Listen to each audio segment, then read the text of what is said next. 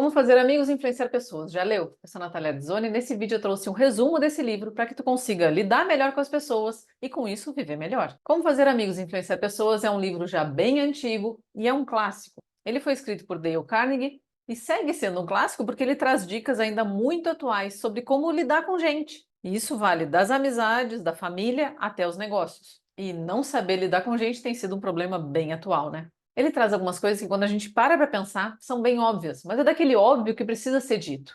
E que a maioria das pessoas faz o contrário, tem resultados ruins e não entende por quê.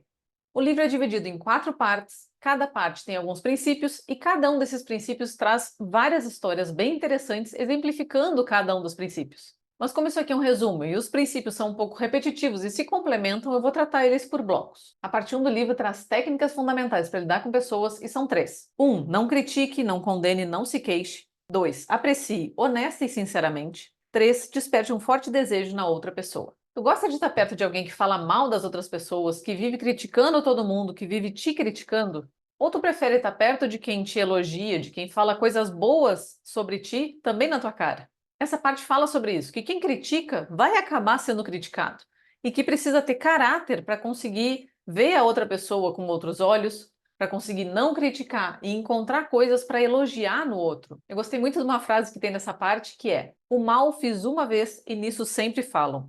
O bem fiz 2 vezes e nisso nunca falam. A gente presta mais atenção nas coisas ruins e nos erros dos outros, mas isso não nos traz nada de bom. Então vamos fazer um esforço para conseguir enxergar mais as coisas boas que o outro tem. Isso torna muito mais fácil lidar com as pessoas. E o último princípio é sobre influenciar uma pessoa, conseguir que ela faça aquilo que tu quer.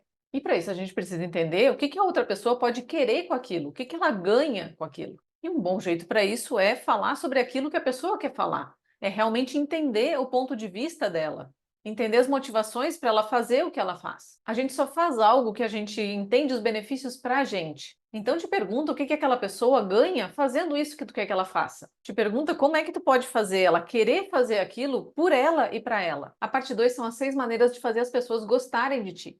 1. Torne-se verdadeiramente interessado na outra pessoa. 2. Sorria. 3. Lembre-se que o nome de uma pessoa é para ela o som mais doce e importante que existe em qualquer idioma.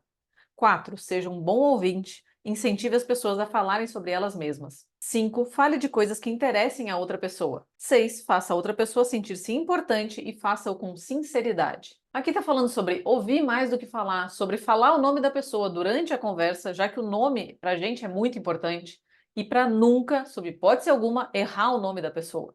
Fala também sobre sorrir, porque quando a gente sorri, a gente transmite que está feliz de estar com aquela pessoa, que aquela conversa está de alguma forma agradável para a gente. A gente gosta de pessoas que nos admiram, que gostam da gente, então se interessa verdadeiramente pelas outras pessoas. Pergunta, escuta, não interrompe.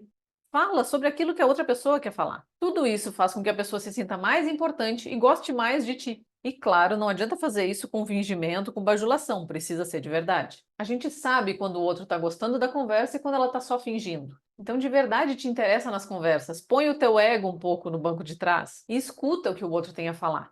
Tem uma frase boa nessa parte que é a seguinte: cada homem que eu encontro é superior a mim em alguma coisa, e nisso eu posso aprender com ele. Então, na parte 1, o Dale Carnegie fala sobre como lidar com as pessoas. E na parte 2, ele fala como fazer as pessoas gostarem de ti. E agora, na parte 3, ele fala sobre como conquistar as pessoas a pensarem do teu modo. Agora a gente está entrando na parte do influenciar pessoas. Aqui são vários princípios, então eu vou por partes. 1. A única maneira de ganhar uma discussão é evitando-a. 2. Respeite a opinião dos outros. Nunca diga você está enganado.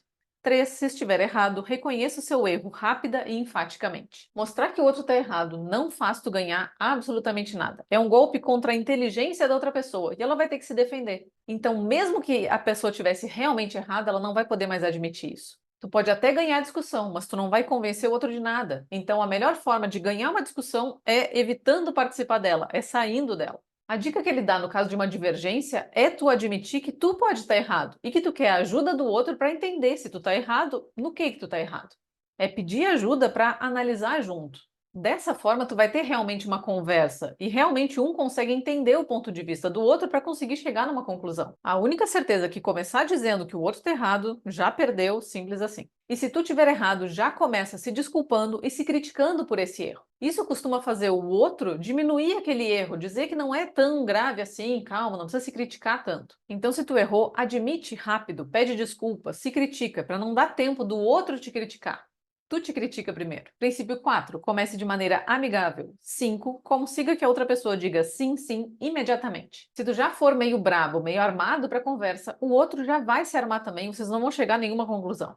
Então começa sempre de uma maneira amistosa, pedindo ajuda para resolver aquilo, mesmo que tu esteja certo e o outro esteja errado. Se tu começar a conversa pelas divergências, a pessoa vai acabar falando não já de início. E quando a gente fala não, todo o nosso sistema, nosso organismo se fecha, se junta contra aquela coisa. E a pessoa não vai querer dar o braço a torcer e vai ter que manter aquele não até o final. Então o jeito é começar enfatizando todas as coisas que vocês estão de acordo. É começar realmente entendendo o ponto de vista do outro e perguntando coisas que façam com que a pessoa te responda vários sim, para que vocês dois se abram para essa conversa e consigam chegar a alguma conclusão juntos. Princípio 6. Deixe a outra pessoa falar durante boa parte da conversa. 7. Deixe que a outra pessoa sinta que a ideia é dela. 8. Procure honestamente ver as coisas do ponto de vista da outra pessoa. 9. Seja receptivo às ideias e desejos da outra pessoa. E 10. Apele para os mais nobres motivos. Faz perguntas, escuta de verdade, com boa vontade. As pessoas se sentem importantes quando são verdadeiramente ouvidas. Ainda mais nesse mundo atual que todo mundo quer falar e pouquíssimas pessoas estão ouvindo, né? E também a gente confia muito mais nas coisas que a gente descobre sozinho do que naquelas respostas prontas que alguém nos traz. Então, dá sugestões, mas deixa que a outra pessoa tire as suas próprias conclusões. Ninguém gosta de sentir que estão vendendo algo para ela ou que estão dizendo o que ela deveria fazer. A gente prefere sentir que está comprando pela nossa própria vontade e que está fazendo de acordo com as nossas ideias. Então não te importa com o crédito da ideia ou com o teu próprio ego. Pergunta, escuta, entende aquilo que ela quer e deixa que ela se convença do que quer que seja. E realmente tenta entender as coisas pelo ponto de vista da outra pessoa. A gente só encontra cooperação quando a gente mostra que está levando os sentimentos da outra pessoa tão em consideração quanto os nossos. E faz isso tudo mesmo que a tua reação inicial seja discordar. Calma, respira, escuta. Ele até traz uma frase mágica para tu acabar com uma discussão e despertar a boa vontade, que é: eu não te condeno de forma alguma por pensar assim. Se eu tivesse no teu lugar, com certeza eu pensaria dessa forma. E também cuidado quando tu está julgando a outra pessoa, achando que ela está sendo desonesta, esperando o pior dela. Aqui ele nos lembra que a maioria das pessoas é honesta e quer honrar com seus compromissos. Ele fala até para tu apelar para isso, mostrando para a pessoa que tu sente que ela é honesta, correta, inteligente. E daí essa pessoa não vai ter muita escolha a não ser agir como uma pessoa honesta, correta e inteligente. Princípio 11. Dramatize as suas ideias. Nesse princípio ele fala que só a verdade não é o suficiente, que a verdade precisa se tornar viva, interessante, dramática. Ou seja, a gente precisa fazer alguma coisa junto com a verdade para as pessoas escutarem mais. Tem até algumas histórias aqui do vendedor que foi falar com um comerciante dizendo que ele estava jogando dinheiro fora e jogou umas moedas no chão. E daí o comerciante parou para escutar, né? E fala também sobre pedido de casamento, que normalmente não é só um pedido, que a pessoa se ajoelha, faz um gesto junto para enfatizar aquilo. Tudo isso são dramatizações que fazem com que as pessoas prestem mais atenção. E princípio 12 e último dessa parte, lance com tato um desafio. Aqui ele fala sobre enfatizar a competição, o nosso desejo de se superar, para conseguir estimular as pessoas. A gente quer se sentir importante, um vencedor, então acaba que o desafio nos anima. Então, por exemplo, numa empresa, dá para fazer algum tipo de competição saudável que faz com que tenha mais produção, então a empresa ganha, e ao mesmo tempo acabar estimulando os funcionários. E chegamos na parte 4 e última, que fala sobre ser um líder. Como mudar as pessoas sem ofender nem ressentir. Princípio 1. Comece com um elogio ou uma apreciação sincera. 2. Chame a atenção para os erros das pessoas de maneira indireta. 3. Fale sobre os seus erros antes de criticar os das outras pessoas. E 4. Faça perguntas ao invés de dar ordens diretas. É mais fácil ouvir coisas desagradáveis depois de ter ouvido elogios às nossas qualidades. Só que cuida como tu formula isso. Se tu fizer elogio, mas crítica, esse mas acaba invalidando o elogio e normalmente acaba ofendendo. Tem até um exemplo interessante para te contar. É um trecho que estão estimulando um filho a estudar melhor.